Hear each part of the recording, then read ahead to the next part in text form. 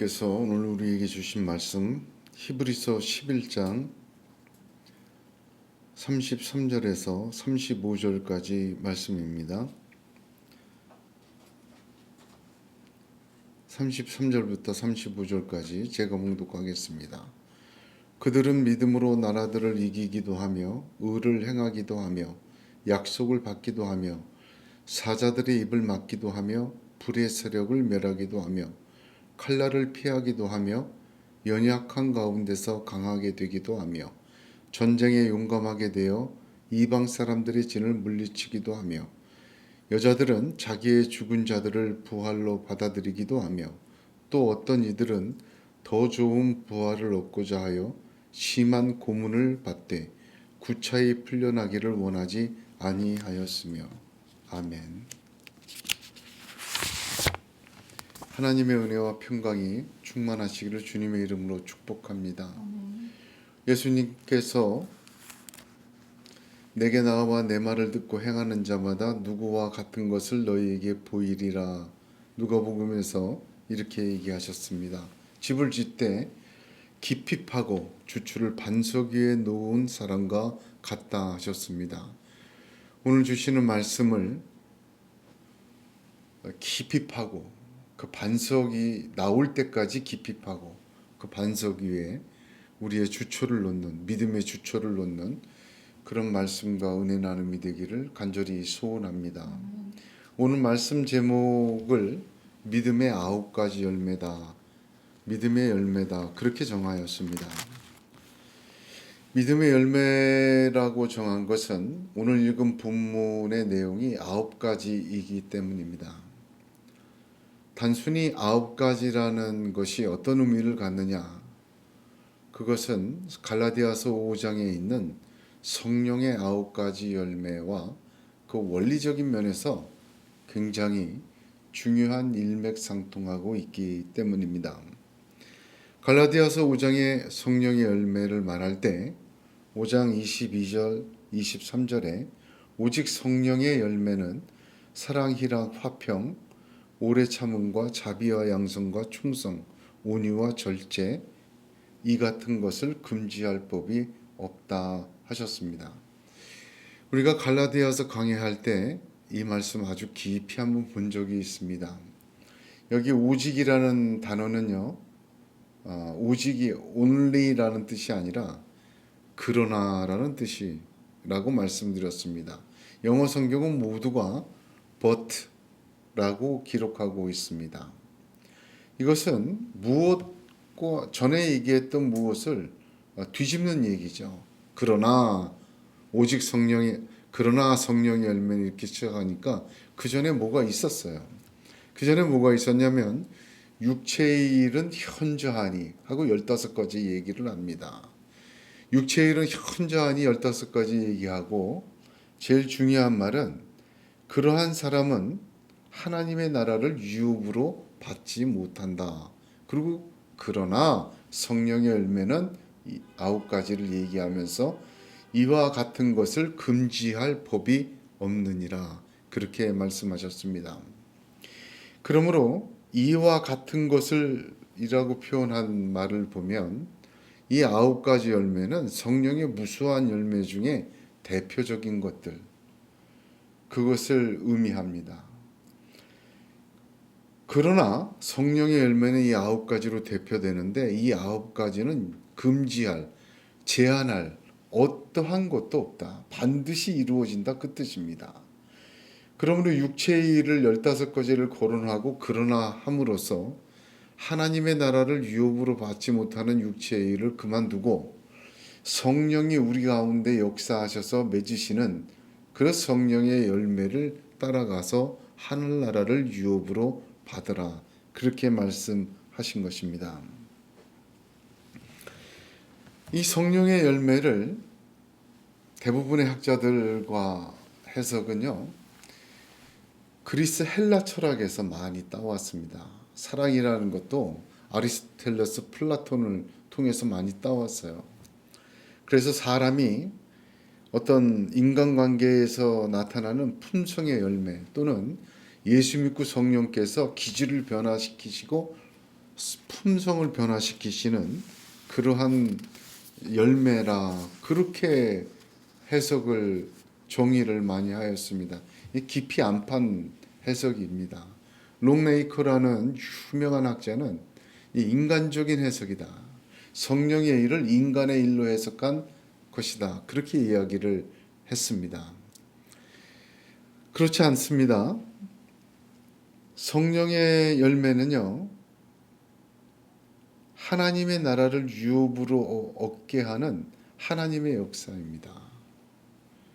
우리 속에서 성령께서 마음대로 주관하시고 우리를 주관하시고 핸들링하시고 또한 갖고 나가시면 금지할 법이 없어요.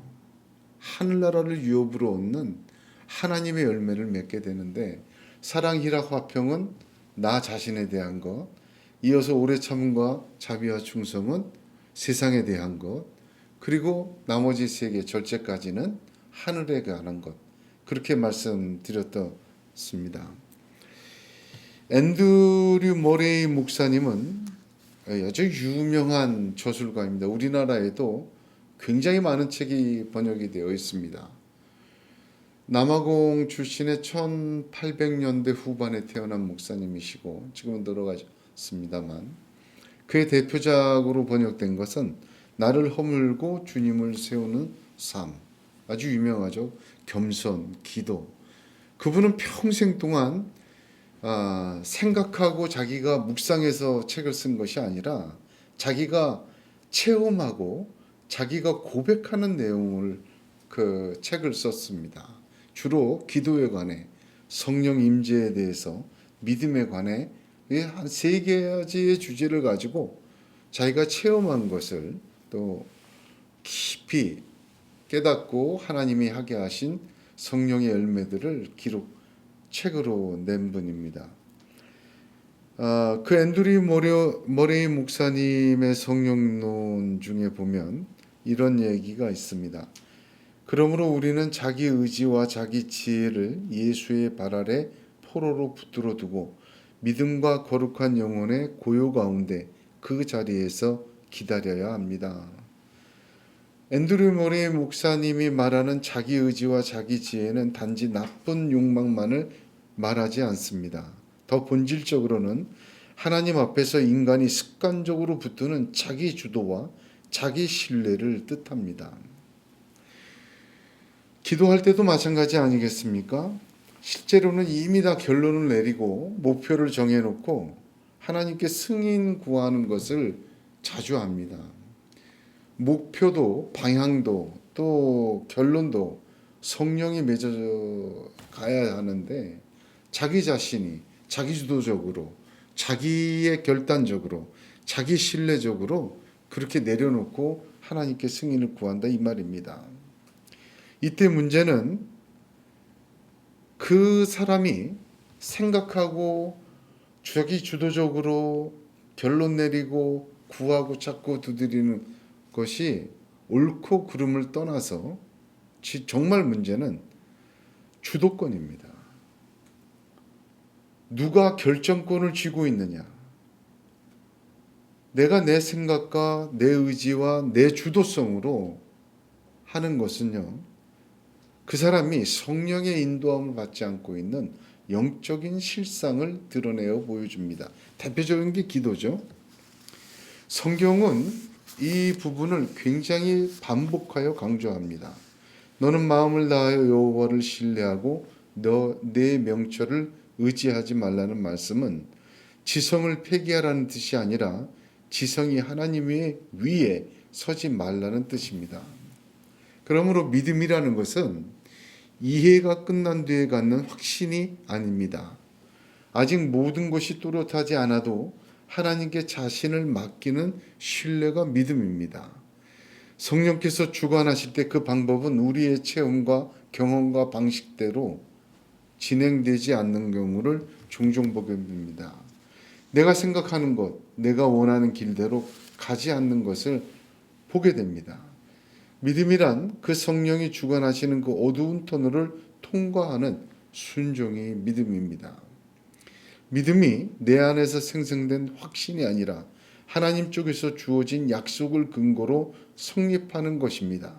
믿음은 더 많은 감각적 확실성을 제공하는 장치가 아니라 오히려 감각과 상상과 이해가 제공하는 즉시성을 내려놓고 하나님이 자신을 주시는 방식의 의지를 고정시키는 인식입니다.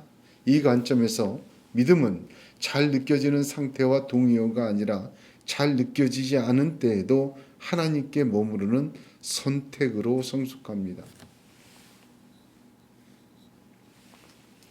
오늘 여기 본문의 믿음의 열매는 성령님이 주관하여 살아갈 때 맺어지는 승리의 열매를 말합니다. 왜 9가지로 썼을까? 성령의 열매와 왜 동일하게 9가지로 썼을까? 그건 주도권의 문제예요. 여러분, 성령이 우리를 주관하시게 해야 됩니다. 그러려면 믿음이 우리를 주관하게 해야 돼요. 믿음으로 화합해야 돼요. 모든 것을.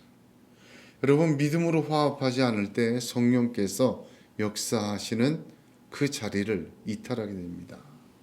믿음의 자리에 머물러 있을 때 성령이 우리를 주도하셔요. 언제나 믿음과 성령의 관계는 그와 같습니다. 그래서 성령도 9가지, 믿음의 열매도 9가지로 그렇게 정리하여 말씀하여 주고 계십니다.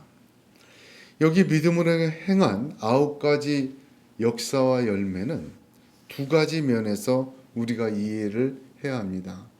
첫째는 이 9개는 역사적인 거예요. 여러분, 제일 처음이 나라를 이기기도 하며 그렇게 시작하죠. 그리고 맨 마지막은 무엇입니까? 더 좋은 부활을 사모하는 것입니다. 가만히 보게 되면요, 나라를 이기기도 하며 이것을 보게 되면 이스라엘 백성이 구원받고 가나안 들어가서부터 더 좋은 구원까지는 요한계시록까지의 이야기를 이야기합니다. 즉 역사적인 것을 이야기하고 있다. 그저 단순히 그랬으면 좋겠다가 아니라 성경 전체에 나타난 역사 속에서 믿음으로 나아갔을 때 성령이 역사하여 이루어진 결과들을 설명하고 있다. 실제 일어난 일이고 또한 이 말은 우리의 현실적인 삶 속에서 계속해서 일어나고 일어날 것이라는 일입니다. 두 번째로 봐야 될 것은 이 사건, 역사에서 일어난 9가지 사건들은 대표성을 갖지만 그 속에는 각각 영적인 의미가 또 계시적인 사건이다. 우리가 그렇게 얘기하지만 단순히 일어난 일이 아니라 하나님의 영적 진리를 담고 있는 사건이다. 그래서 2가지로 봐야 합니다. 역사적인 면과 영적인 면으로 9가지를 볼 때 우리가 믿음의 자리로 성령이 열매 맺게 하는 그 신비한 하나님의 섭리를 깊이 깨달을 수 있게 됩니다. 제일 처음에 나라들을 이기며 그렇게 이야기합니다. 여호수아에서 등장하는 나라들과 가나안 들어가고 나서 열왕기상하, 역대상하 또 각 선지서에 나타나는 역사서에 등장한 모든 나라들 모두가 한 가지 공통점이 있어요. 어떤 나라냐? 그 나라들은요, 그 바벨론이든 아수르든 블레셋이든 그 안에 여러 민족들 모두가 공통점이 뭐냐면 이스라엘 백성은 하나님으로부터 약속을 받았습니다. 아브라함을 통해서. 그 약속된 기업을 방해하는 게 나라들이었다. 그 말입니다. 그 역사에서 모두 그렇게 나타납니다. 첫 가나안 전쟁에 첫 번 들어갔을 때 여리고에서 살아남은 사람이 있어요. 유일하게 구원받은 사람 누구죠? 라합 아닙니까? 라합이 정탐꾼에게 신앙 고백할 때 제일 먼저가 이 말이었습니다. 말하되 여호와께서 이 땅을 너희에게 주신 줄 내가 아노라. 하나님의 약속과 그 기업 주심을 받아들인 거예요. 근데 그 이후로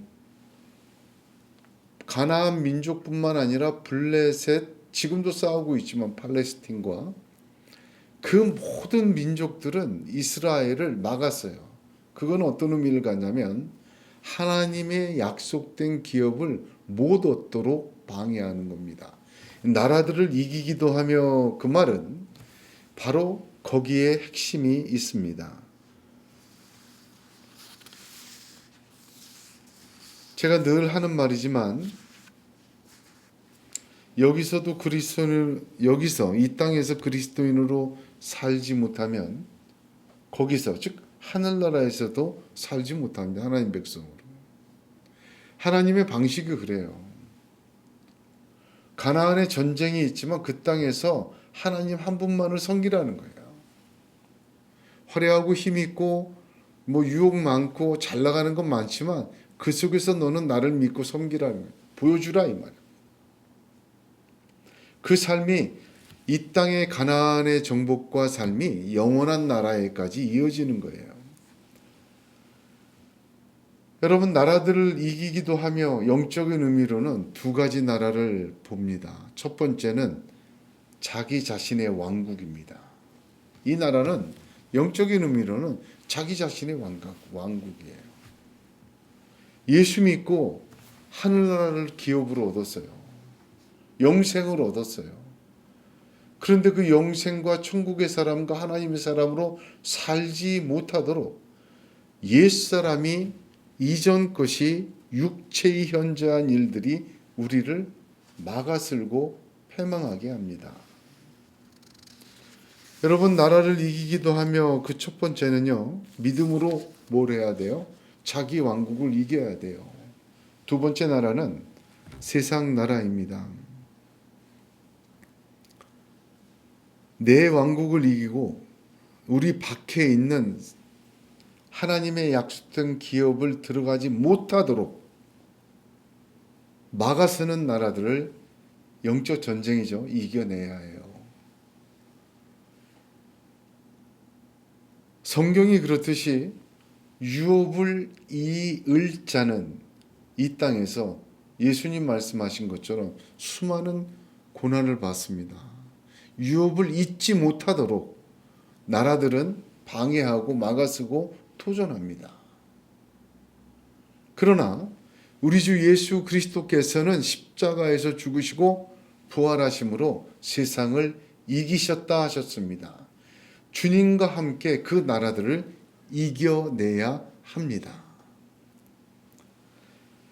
왜 그런 거 합니까? 여러분, 그 나라 이기지 못하면 그 나라가 우리를 파멸시키기 때문에 그래요. 적당히 공존하지 않습니다. 이스라엘의 역사를 한번 보세요.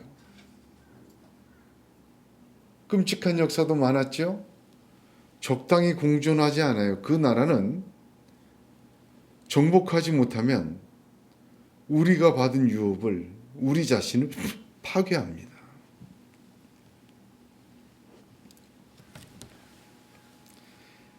여러분, 이 나라들을 이기고 하는 것이 첫 번째예요. 이 순서도 굉장히 중요합니다.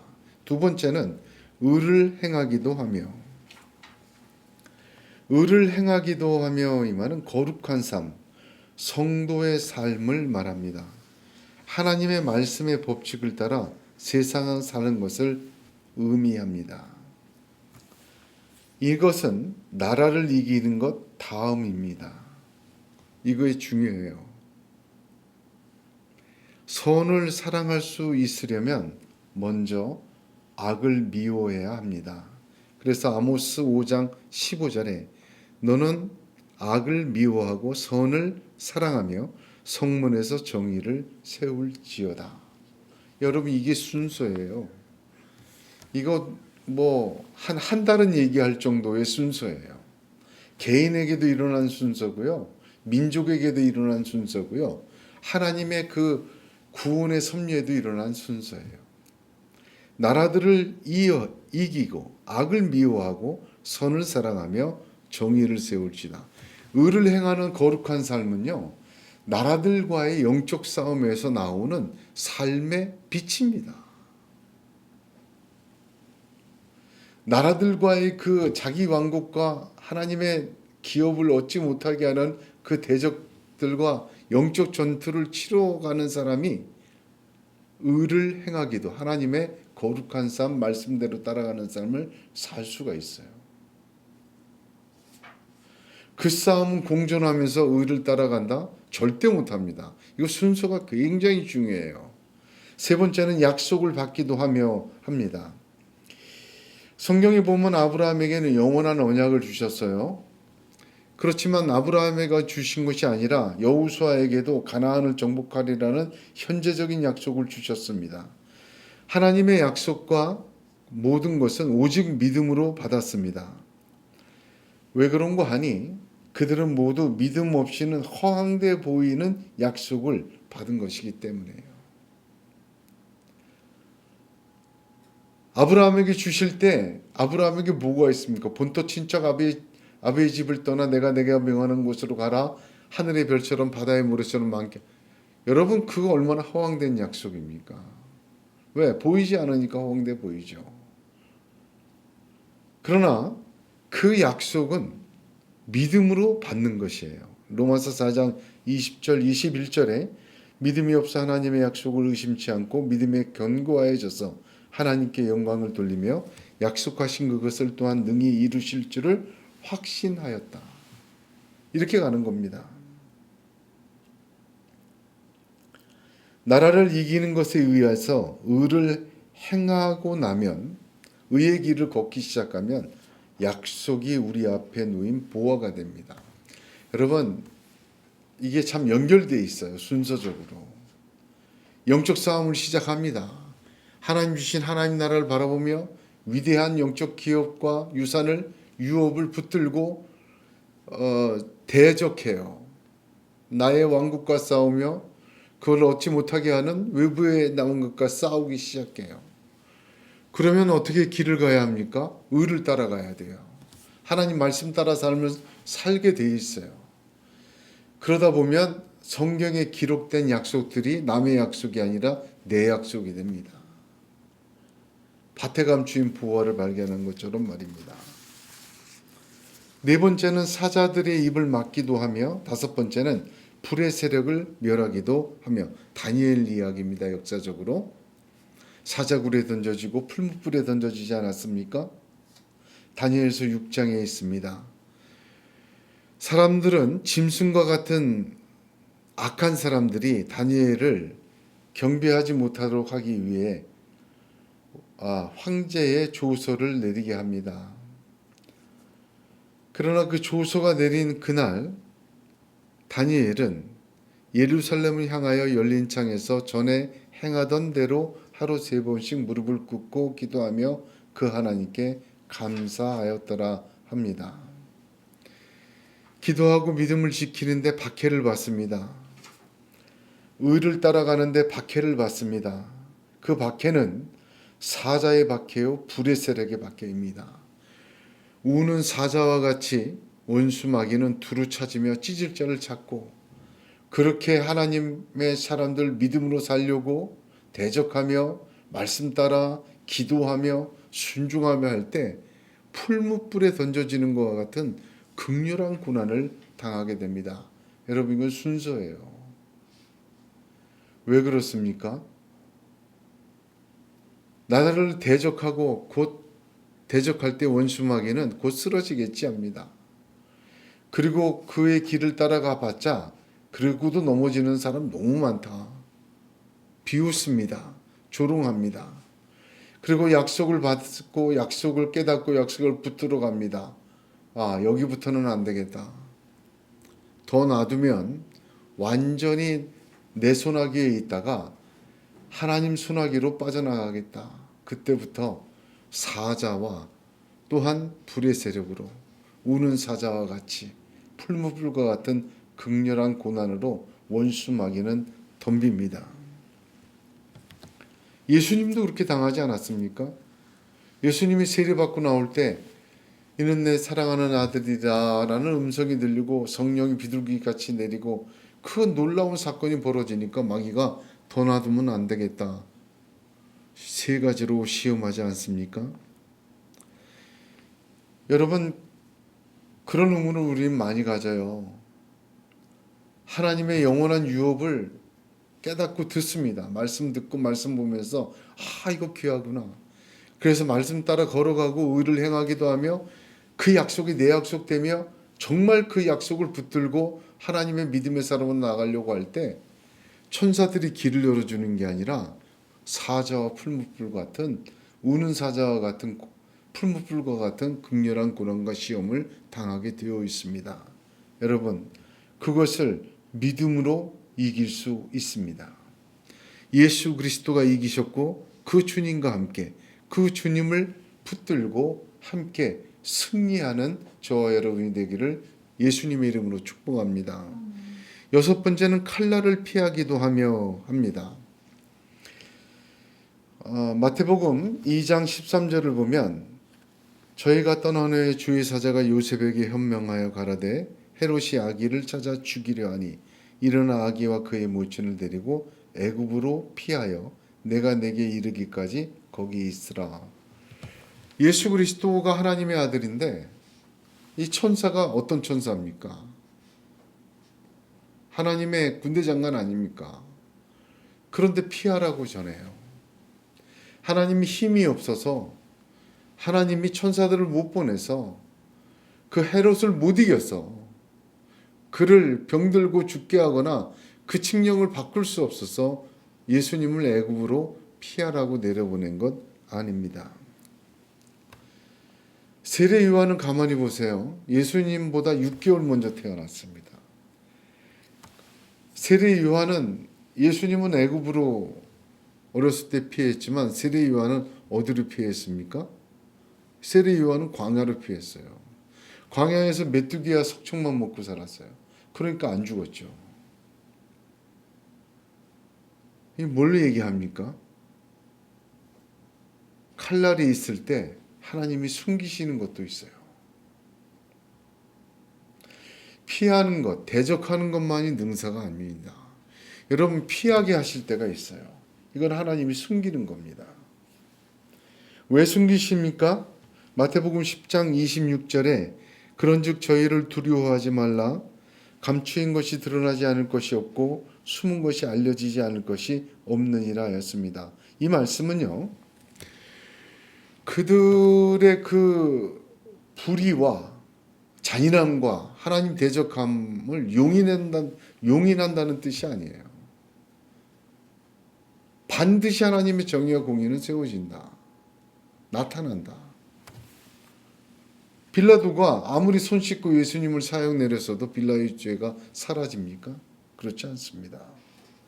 마가복음 4장 22절 보면 드러내려 하지 않고는 숨긴 것이 없고 나타내려 하지 않고는 감추인 것이 없느니라 하였습니다. 하나님이 숨길 때는 드러나게 할 때가 있어요. 하나님이 감추실 때는 나타내게 하려고 감추신 거예요. 반드시 드러나고 나타납니다. 하나님의 때에 하나님의 역사로 나타납니다. 칼날을 피하였습니다. 피할 때가 있는 것입니다. 하나님의 말씀과 때를 기다리며 인내하고 피합니다. 일곱 번째는 연약한 가운데서 강하게 되기도 하며 역사적으로는 삼손의 이야기입니다. 삼손은 나시린으로 태어났죠. 또 히스기야 얘기입니다. 병들어 죽게 되었다가 아하스의 이름표가 뒤로 물러나는 징표를 받고 15년 더 살지 않았습니까?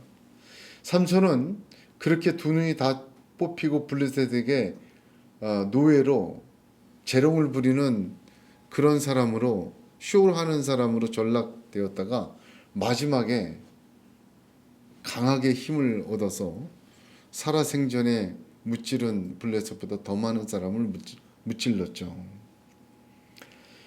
성도로서 완벽한 사람은 없습니다. 태어나면서부터 나시린으로 구별되고 훌륭한 왕으로 자라였어도 부족하고 실패하고 좌절하고 낙담하고 일어설 수 없는 큰 어려움에 직면합니다.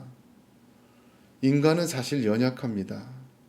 갈멜산에서 바알 선지자를 다 물리친 엘리야도 이세벨을 두려워하여 도망갑니다. 연약한 존재예요. 그러나 믿음은 그 연약한 가운데 강하게 하는 하나님의 역사를 나타나게 합니다. 잘 들으셔야 돼요. 연약한 자가 강한 자로 변한다는 의미가 아닙니다. 하나님께서 연약한 가운데 강하게 하십니다. 우리가 얼마나 연약에 휩싸여 있느냐가 문제가 아닙니다. 38년 누워있는 병자도 일으켜 세우시고 침상을 들고 걸어가게 하시는 하나님이십니다. 마지막이 아니죠. 8번째는 전쟁에 용감하게 되어 이방 사람들의 진을 물리치기도 하며, 이게 다윗 얘기입니다. 역사적으로는 다윗과 골리앗의 싸움을 이야기합니다. 사무엘상 17장 45절 보면 제가 좋아하는 말씀이기도 한데, 다윗이 블레셋 사람에게 이르되 너는 칼과 창과 단창으로 내게 오거니와 나는 만군의 여호와의 이름 곧 내가 모욕하는 이스라엘 군대의 하나님의 이름으로 내게 가노라 하였습니다.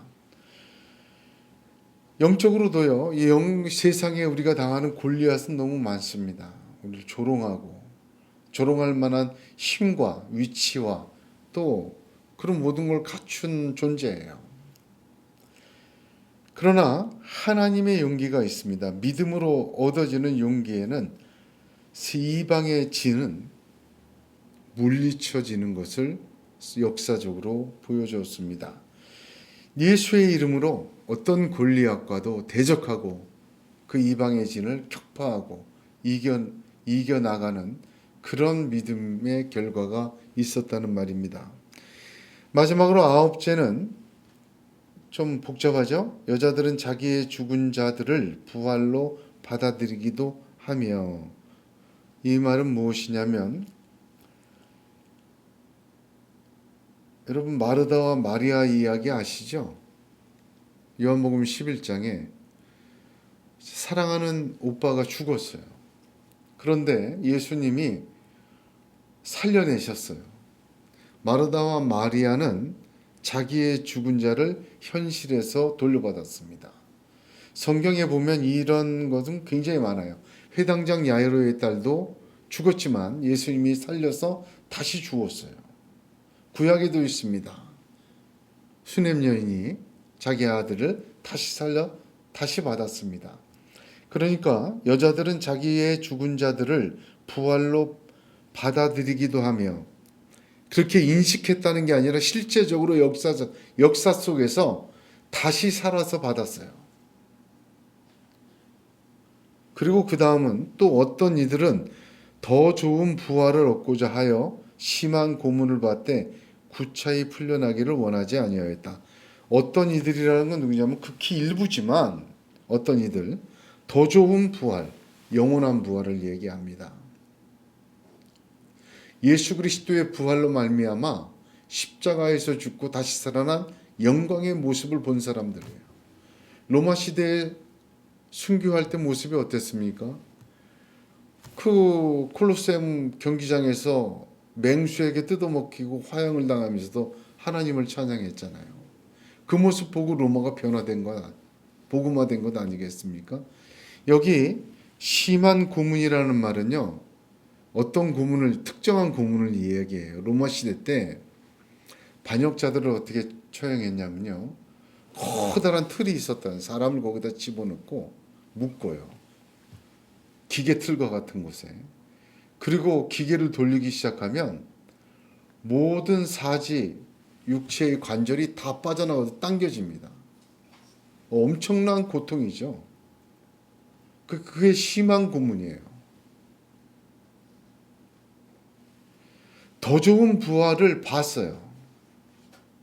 그래서 그들은 찬양하면서 그렇게 영광의 나라를 보며 죽었습니다. 성경에는요, 이거를 사도행전 7장의 스데반의 이야기로 이야기를 합니다. 스데반은 최초의 순교자였습니다. 그는 돌에 맞아 죽었어요. 그러나 그가 죽을 때 성령 충만하게 하나님을 우러러 주목하여 하나님의 영광과 및 주께서 하나님 우편에 서신 것을 보았다. 더 좋은 부활을 바라보고 찬송하면서 죽었어요. 그리고 죽을 때 모습 보니까 주여 이 죄를 그들에게 돌리지 마옵소서 이 말을 하고 자니라. 성경은 이렇게 기록합니다. 태어나는 것은 다 달랐지만 마지막 모습은 주님을 닮았습니다. 그게 스데반이에요. 그게 마지막 9번째 이야기입니다. 더 좋은 부활을 바라보는 이야기는 요한계시록에 많이 기록이 되어 있죠. 죽음도 넘어서는 믿음을 말하고 죽음도 넘어서는 믿음으로 죽음조차도 이기는 그러한 것을 열매로 말하고 있습니다. 우리는 모두 죽기를 무서워합니다. 죽음 다음은 보지 못했어도 죽음이라는 것은 보기 때문입니다. 죽은 것은 모든 것이 한순간에 끝내죠. 그 영광은 사라져버리고 땅속에 묻혀버리고 가루가 되어버리고 맙니다.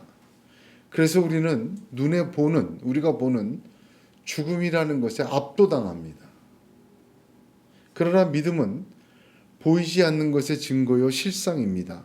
보지 못하는 죽음 후의 것을 믿게 하고 보게 하고 영원한 천국과 영생의 실상을 붙들고 알게 합니다. 그래서 믿음으로 어떤 사람은 지금 이 땅에서 부활로 다시 받기도 하고 더 좋은 부활을 위하여 구차히 풀려나기를 원치 않게 되는 것입니다.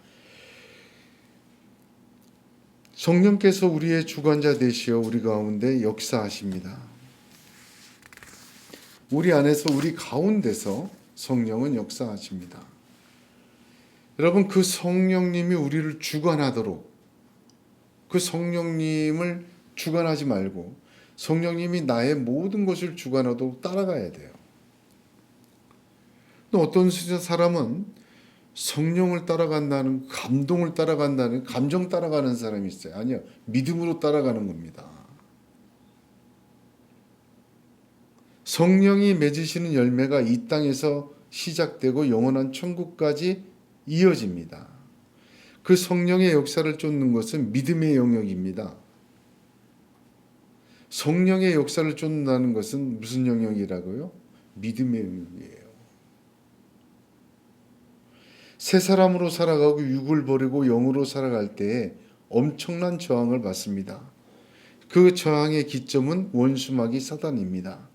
그러나 예수님은 내가 세상을 이기었노라 하시고 그 주님은 성령을 약속으로 보내시고 그 성령을 따라 사는 사람에게 주님처럼 세상을 이기었노라 금지할 법이 없노라 하늘나라를 유업으로 없는 이 땅에서도 없고 영원까지 이어지게 하는 하나님의 역사를 주십니다. 바로 그것이 믿음입니다. 믿음이 우리의 주관자가 되지 않으면 세상이 우리의 주관자가 됩니다. 기억해야 합니다. 우리가 믿음으로 채워지지 않은 성도의 삶은 성령의 역사가 들어올 틈을 다 막아버려요. 믿음으로 가득 채우지 않는다면 어느덧 스며들던 마귀의 밀가부르듯한 역사는 우리를 흔들고 파멸시킵니다. 여러분 그래서 왜 내게는 성령을 따라가는 역사가 없을까? 또는 성령을 따라가는 열매가 나타나지 않을까? 여러분 믿음으로 채워야 돼요. 세상의 방식과 타협하고 적당히 사람의 지혜와 방식과 능으로 해보려고 한다면 그것은 교만입니다.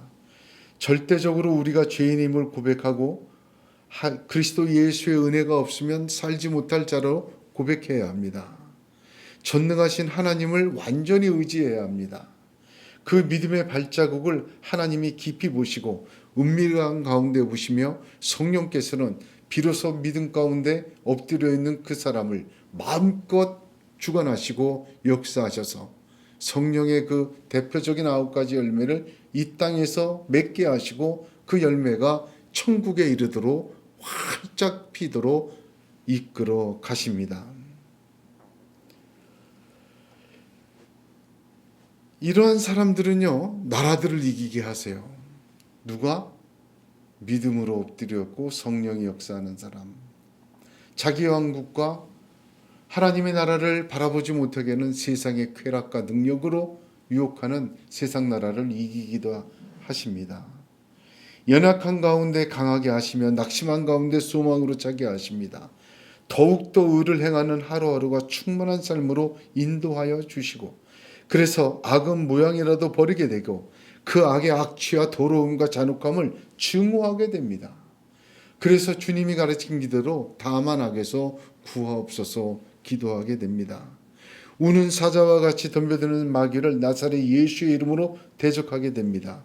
때로는 칼날을 피하는 숨음이 있고 어두움의 고난의 어두움 속에서 자기를 발견하고 하나님의 때를 기다리는 순종도 있는 숨음이 있습니다.